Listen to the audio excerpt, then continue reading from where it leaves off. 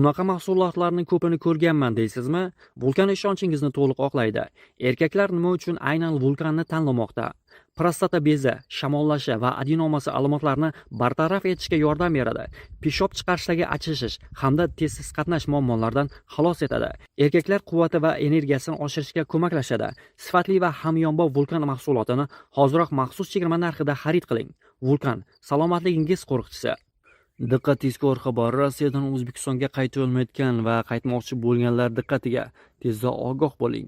Assalomu alaykum qadrli mehmon, videodan to'liq xabardor bo'lish uchun videoga like va podpiska tugmalarini bosib qo'ying. Rossiyadan qaytib olmayotgan o'zbekistonliklarga murojaat. Rossiyada og'ir moliyaviy ahvol yoki boshqa murakkab vaziyat sabab O'zbekistonga qayta olmayotgan fuqarolarga yordam ko'rsatiladi. Bu haqda Migratsiya agentligi xabar berdi. Agentlikning Rossiya Federatsiyasidagi vakolatxonasi va hududiy vakillari murojaatlarini 24/7 rejimida qabul qilmoqda. Qayd etilishicha, har bir murojaat alohida o'rganilib, mavjud vaziyatdan kelib chiqqan holda zarur amaliy yordam ko'rsatiladi.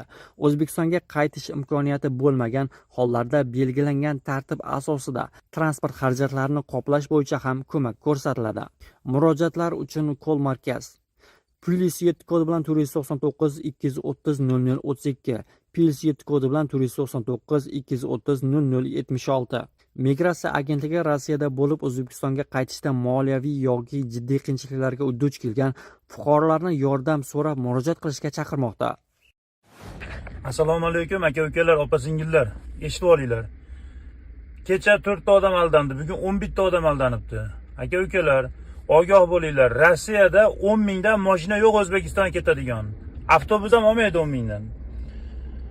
Dokumenti yo'qlar 25 ming olishyapti, dokumenti borlar 15 ming olishyapti O'zbekistonga. Kecha Peterdan 4 ta odamni chaqirib 10 mingdan pulini olib, kartaga o'tkazib olib, yo'q mashina. Keyin 15 mingdan mashina qilib berdik, ketdi. Bugun 11 ta odam chaqirishgan.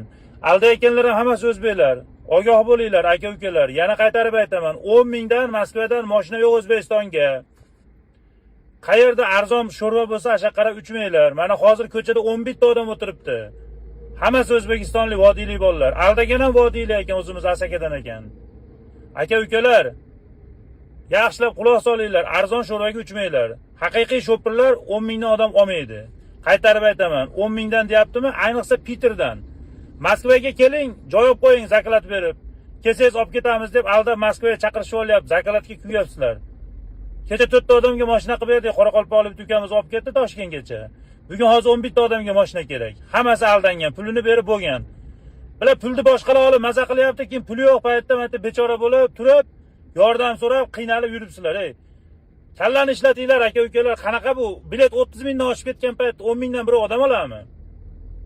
Shuni tarqatib yuboringlar hammaga, aldanishmasin bunaqa mashinniklarga.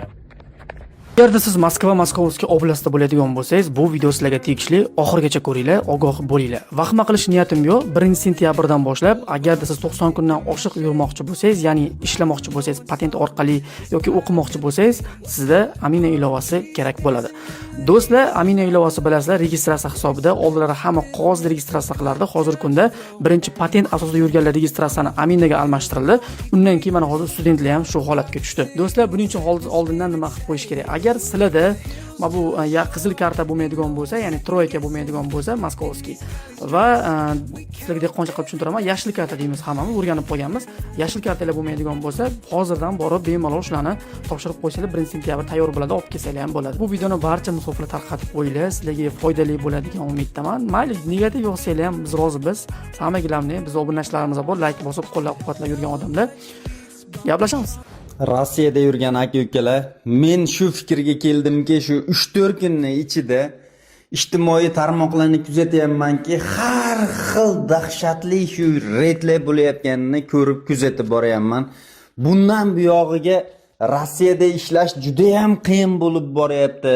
Lutchi boshqa davlatlarga ishlashga ketish kerakmikan deb o'ylab qoldim. Sabab hammada kimimiz joyida bo'lsa ham pasportni qo'ldan olib, proverka qilamiz deb olib ketib 5-6 soat tikka turg'izib qo'yapti. Men o'sha shunday fikrga keldim. Sizlar qanaqa fikrdasizlar? Albatta fikringizni kommentariyada yozib qoldiring. Shu videoga bittadan like bosib qo'yishni unutmang. Omskdagi yong'inda 2 nafar o'zbekistonlik jarohatlandi.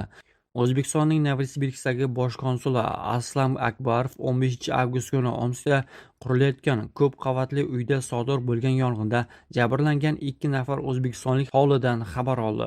Shifokorlar ma'lumotiga ko'ra, 2 fuqaroning ham ahvoli og'ir.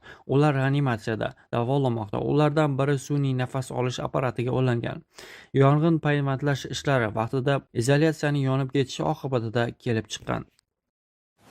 2026-yil 1-sentyabrdan boshlab Rossiyada xorijiy fuqarolar uchun tibbiy ko'rikdan o'tishning yangi qoidalari kuchga kiradi. Mamlakatga 90 kundan ortiq vaqtga kelgan chet elliklar kirgandan keyin 30 kalendar kun ichida tibbiy ko'rikdan o'tishlari shart. Ilgari bu muddat asosan Rossiyaga ishlash uchun kelgan chet elliklar uchun belgilangan edi.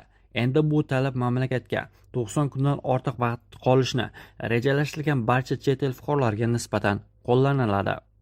Tekshiruv xavfli yuqumli kasalliklar va OIV infeksiyasi yo'qligini, shuningdek taqiqlangan moddalardan foydalanishni tekshirishni o'z ichiga oladi. Jarayondan so'ng tibbiy xulosa shu jumladan elektron shaklda ham beriladi. Ma'lumotlar Rossiya Sog'liqni saqlash vazirligining yagona axborot tizimiga kiritiladi. Agar chet el fuqarosida xavfli kasallik yoki taqiqlangan moddalardan foydalanish tashxisi qo'yilsa, tibbiy tashkilot 24 soat ichida Rossiyadan deportatsiya qilish mumkin bo'lgan qaror uchun Ichki ishlar vazirligi va Roskomnadzorga xabar berish kerak. Shu bilan birga tibbiy ko'rikdan bosh tortganlik uchun undan qochish yoki jazo choralarini kuchaytiradi. Shu bilan birga tibbiy ko'rikdan bosh tortganlik yoki undan qochish uchun jazo choralari kuchaytiriladi. Qoidabuzarlar vaqtinchalik yashash muddatini qisqartirish, shuningdek 25 ming rubldan 50 ming rublgacha jarima va ma'muriy deportatsiya qilinishi mumkin. Belgilangan muddat ichida jarimani to'lamaslik 2 baravar ko'payishi hamda majburiy deportatsiyaga olib kelishi mumkin. Sankt-Peterburgda huquqni muhofaza qilish organlari xodimlari migratsiya qonunchiligining buzilishini aniqlash uchun keng ko'lamli reydlar o'tkazdi. Tekshiruvlar Vibirskaya, Narabejnaya, shuningdek Kantemirskaya va Politexnichskaya ko'chalarida bo'lib o'tdi. Huquqni muhofaza qilish organlari xodimlari jami 119 nafar xorijiy fuqaroni tekshirib, ularning 19 nafarini turli huquqbuzarliklar uchun hibsga oldi. Reydlar odatdagidek ishdan so'ng charchab, uxlab yotgan muhojirlarni baqir-chaqir bilan uyg'otish, itlar bilan tekshirish va asirlardek muomala qilish bilan davom etdi. Portrukadan gapirib o'tamiz. 1-sentyabrdan muhojir yurtda yurgan vatandoshlarimizni nimalar kutmoqda? Mobilizatsiya, ya'ni bezdokument yurgan aka-ukalarimizni 1-sentyabrdan keyin urush ko'p ketadi degan gaplar shunaqalar juda ham ko'p tarqalgan. Mana shu videoni oxirigacha ko'ringizlar, bittadan like bosib, mana shu video bo'yicha sizlarga ma'lumot berib o'taman. 1-sentyabrdan keyin reyslar uchmaydi degan savollar bor, telefon qilib so'rashadi. Video davomida sizlarga aytib o'taman. Hatman kanalimizga obuna bo'linglar, aeroportdagi holatlar, yangiliklar chiqarib boraman. Savolga keladigan bo'lsak, boshqa 1-sentyabrdan keyin reyslar uchmaydi yoki qanaqadir mobilizatsiya bo'lib, bezdokumentlarni ham urushga olib ketib qolishi mumkin degan savollar juda ko'p keladi, juda ham ko'p so'rashadi. Bu hammasi gap yolg'on. Bu mobilizatsiya bo'lgan taqdirda ham kimki grajdanin Rossiya o'shalarga tegishli narsa. Agar siz grajdanin O'zbekiston, grajdanin Tojikiston bo'lsangiz, pasportingiz grajdansiz, ya'ni Rossiyaning fuqarosi bo'lsangiz, bemalol chiqib ketaverasiz oldingidek. Ehtiyot bo'lib yuringizlar bo'ldi. Unaqa har xil mish-mishlarga, har xil xavotirlarga bormangizlar.